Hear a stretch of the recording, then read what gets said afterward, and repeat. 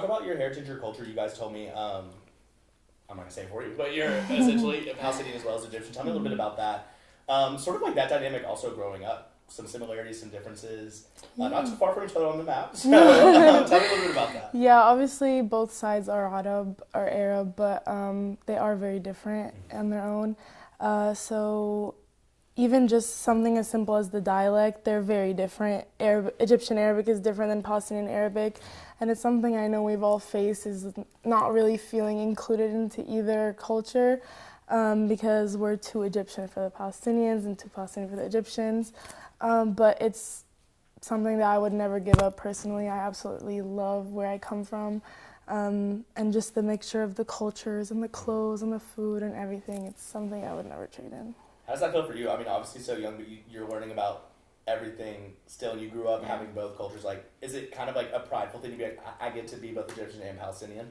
Well, yeah, 100%. I love, like, both sides. Like, growing up, our parents never, like, separated them, being like, you have to, this is Egyptian, this is Palestinian. You kind of just have, like, a blend of all of it together. So also being Muslim, I want to talk about how important is that in terms of identity and your culture.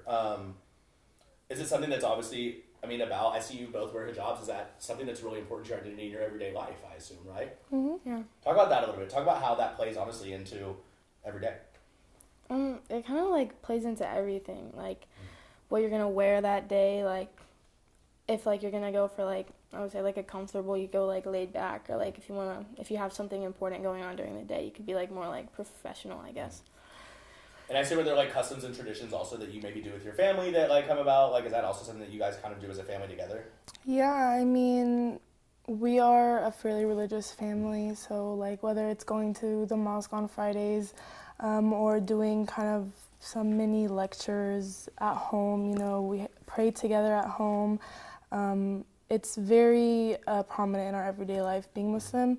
And as hijabis, it carries on into our professional lives, our social lives. It determines who we're friends with, the company we keep, even professionally or school-wise. The way that we're interacting with people, it affects everything, really. Yeah.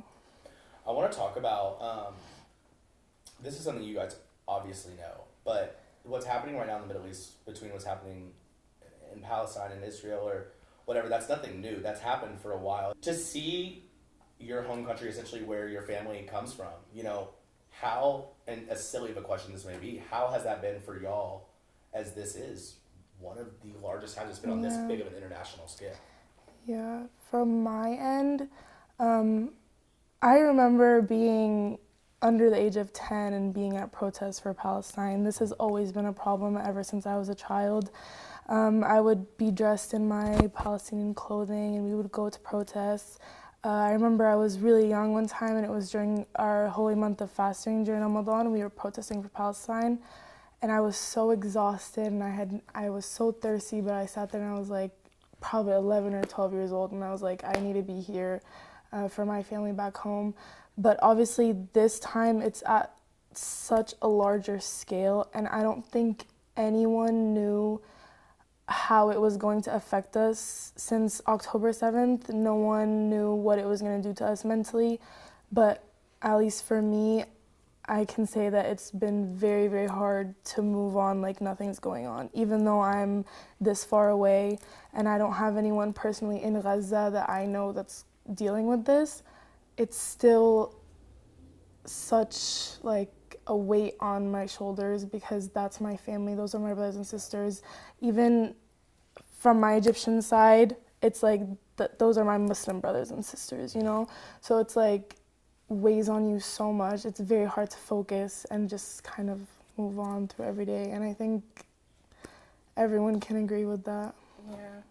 Like, especially like this day and age where social media is such a big thing, like with literally like 2 clicks on your phone, you can see something that's happening hundreds of thousands of miles away. And it definitely like plays a role in my life, because I have non-Muslim friends, non-Arab friends. They'll be like, oh, I heard about this, can you explain this to me? And it's like, you get questions and then you start to like explain it. And before this, like I've gone to protests, I've asked my mom, but I've never like learned it on my own and learned like everything behind what's happening, the reasons, the explanations for the things that are happening. And anybody can post anything they want, and they can be wrong. And some people are just now hearing about a Palestinian-Israeli conflict when we know this is nothing new, you know? Mm-hmm. So how has that been specifically for you in high school, with it being, so this is, and I could be wrong on this, but I feel like this is the biggest attention that this gets. One of it, for sure. You've now got people that have never heard about this that now fully taken a side, unfortunately. They'll take sides in situations like this, and I know that's happening in your high school. Tell me a little bit about how that's been to see every single person now knows about this conflict. I mean, like, it's kind of been kind of cool seeing, like, both sides.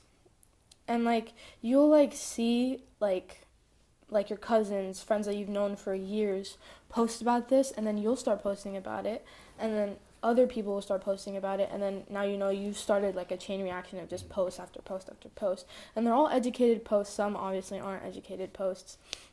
But you can see both sides from, like, through your phone screen or through your eyes, seeing the person asking, hearing about it, like, overhearing about it, walking away from lunch, or, like, just in the halls. It's pretty cool. Yeah. Because that's the next thing is, I mean, political discourse is important whether you agree or not. I think you just said it. You see both sides. Like, it's cool to kind of see everybody really talking about it. Is that something you also value, you know, still hearing from maybe, you may not agree, and like, I feel like, you know, even if you don't agree with, like, at the core of it, is it nice to see, okay, but we are having these conversations? Yeah, I think it's really cool, like, having these conversations with people who don't know or have, like, different, like, beliefs, ideologies, like, that you don't have, and, like, hearing about it from their point of view, learning stuff from them, they're learning stuff from you. You can use, like, how they did to, like, use it in your next conversation that you're having. If you made a mistake while you're saying it, you can, like, change the mistake, improve the mistake, learn more about it, and just, like, talking about it with other people. Tell me a little bit about what's happened in general. Like, is it essentially social media? Is it people messaging you? I mean, I saw the screenshot, of course. I know expletives, people are cursing it. Tell me a little bit about that, just in general, what's happening. So, yeah, last Friday I got a text, or, like, a notification on Instagram about this guy who wanted to message me. And, like, I click on it because I didn't know at the time what I was going to get into.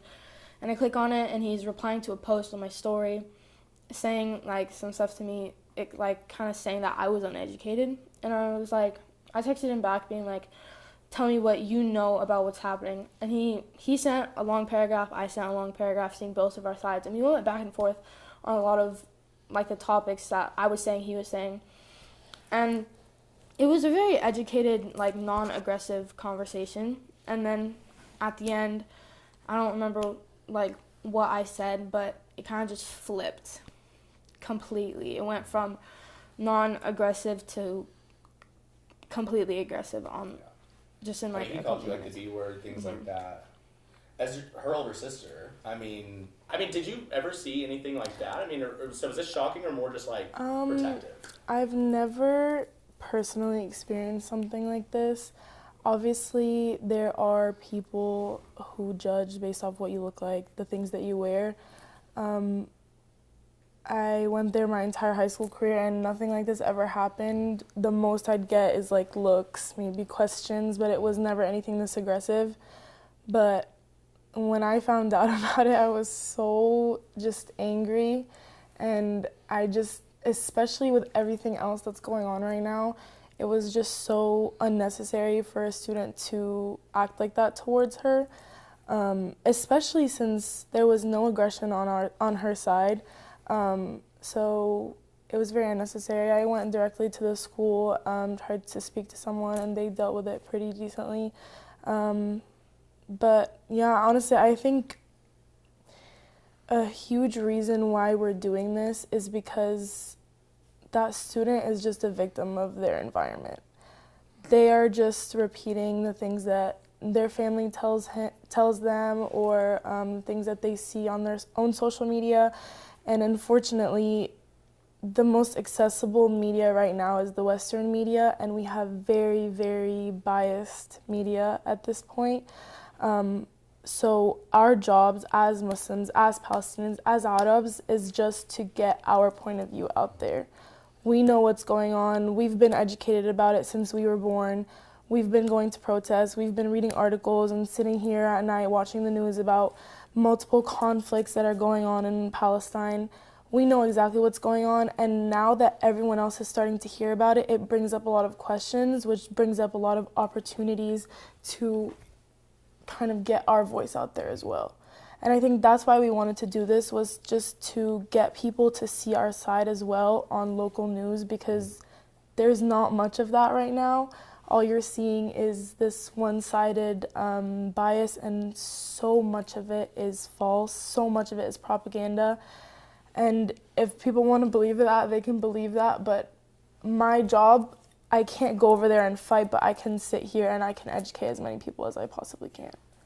Do you have those conversations like with your family of like maybe be extra careful? Like what does that look like? Yeah, 100%. We all go to public schools or universities in Texas. We are not afraid to voice our opinion and our side, but obviously there's a safe way of doing that, and there's a respectful way of doing that. Even at my university, we're warned not to wear certain things, whether it's the kufiyya, which is a Palestinian cover thing, or if it's Palestinian merch or anything like that. We're warned against it, and there is absolutely nothing wrong with playing it safe and not wearing those things or using those things to kind of show your opinion. But at the same time, I think we both take pride in where we come from, and we know that wearing something, it's worth it, whether we get hate speeched or anything like that.